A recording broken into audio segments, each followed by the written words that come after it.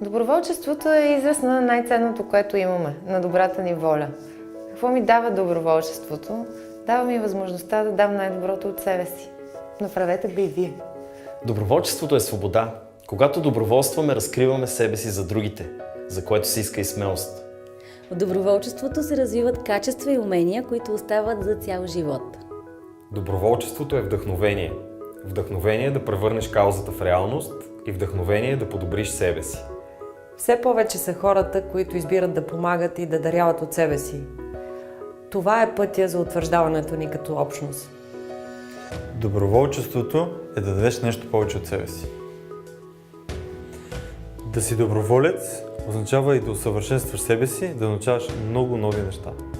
Доброволчеството е възможност да правиш това, което искаш, обичаш и ти е интересно. Доброволчеството не е просто кауза.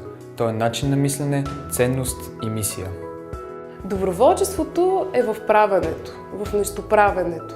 И магията се случва именно тогава, в правенето. Нито преди това, нито след това, а именно в момента на правенето.